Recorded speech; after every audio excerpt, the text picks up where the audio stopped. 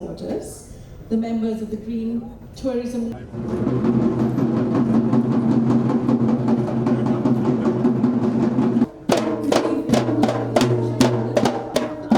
Destination, one that showcases the city's remarkable. They want to see Port. Port is the capital, but it's not. We have 3 wetlands that have been created: the Badagana wetland, Tourism Network, the community-based organization at the heart of Badavitana, executive member of the Kotte Green Kotte International Tourism. Story behind it, it's the skills training team, Ape Gama. people in Kotte, residents of Kotte, who don't realize the beauty that can accommodate high-end tourists.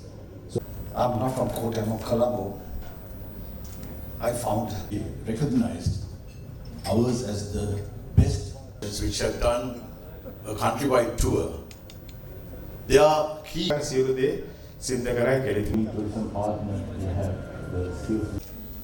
In fact, it's a pleasure and a privilege to stand with Prime Minister Dr. Harmi Amarasuriya, Governor of Western Province, and distinguished invite Rana Singha to address the gathering.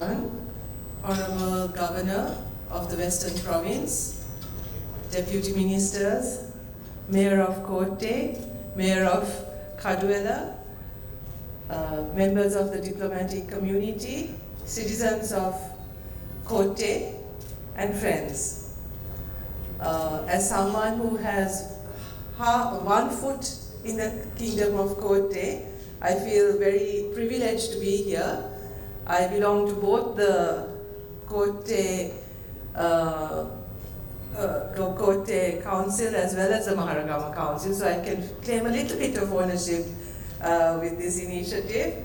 I'm really pleased to be here today and to be able to speak at the launch of the Kingdom of Kotte Tourism Trail, a really significant initiative for many reasons that marks the beginning of a new chapter for Sri Lanka.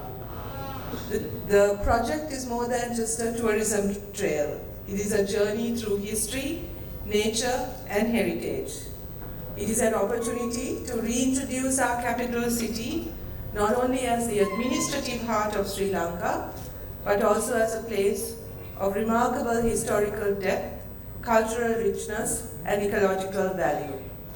And if you go into the history of Sri Javadanapura Kotte, as was mentioned in the video, this was also a time of a great cultural renaissance. And I was really pleased to hear the mayor talk about the need to revive some of these, because I think Kotte is ideally positioned for this, and I really hope that this initiative will look at making Kotte a culturally rich city, a city where people can experience a good cultural life as well as all the other things that this city can offer. Also, as a urban wetland, this is, I think, uniquely positioned, and it's a position that I think we really need to protect, because I'm sure this is one of the very few capital cities with this amount of environmental diversity also that we can project, and one that we can promote. As you all know, Kotte has an extraordinary past. Established in the 14th century as a fortified capital, Kotte has witnessed waves of foreign influence, starting from Chinese to Portuguese, Dutch, and British rulers.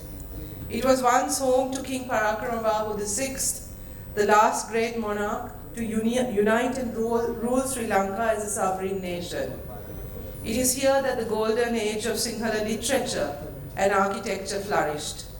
Today, the remnants of this rich history remain: ancient ramparts, moats, religious sites, and monuments, quietly narrating the story of a proud and resilient kingdom, and of a cosmopolitan kingdom, one that had many influences, one that was diverse, one that was pluralistic, as the district of Colombo today is, and as I think Sri Javadanapura Kotte remains. And this is also something that we really need to promote and protect.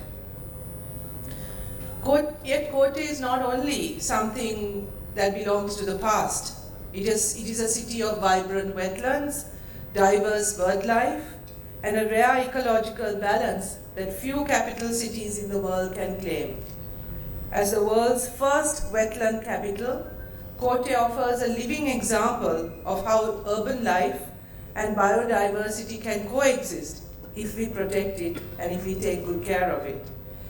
If guided by thoughtful planning and deep respect for the environment, this uniqueness of this capital city can be something that we can be proud of. The Kingdom of Kotte Tourism Trail brings together these unique dimensions, history, culture, nature, into one experience. It invites both Sri Lankans and international visitors to explore a side of Kotte that has remained hidden for too long. I really encourage you to look at domestic tourism here as well, because there's much of Kotte that most people do not know or understand that there's so much to do in Kotte, starting with the wetlands, but also the historical aspects which most people are unaware of. This initiative, led by the Kotte Green Tourism Network, with support from the Western Province Tourism Board and the Governor, Honorable Hanif Yusuf, and inspired by the vision of the Deputy Minister Chaturanga Abesinghe, reflects a strong commitment to community-based and sustainable development. This, Honorable Deputy Minister, as you mentioned, is what we are talking about when we talk about inclusive growth, inclusive development, and inclusive tourism. That the community is deeply involved in these initiatives, and tourism doesn't just become some kind of extractive sector, but rather something that nourishes the citizens and the community in which it is located.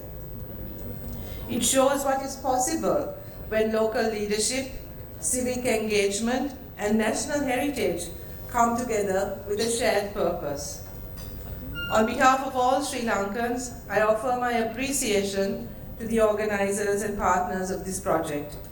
Your work is helping reimagine our capital, not only as a place of governance, but as a living museum and an open classroom where every street corner, wetland, and shrine has a story to tell. As we begin this new journey, let us ensure that tourism in Kotte is built not just for visitors, but for the communities who call this city home. Let us celebrate and protect the heritage that belongs to all of us, and pass it on with care to future generations. Thank you very much, and I wish you all a very pleasant evening. She has a very busy schedule, Honorable Prime Minister. Thank you for gracing this occasion. It was great having you, and the inspiration that you gave was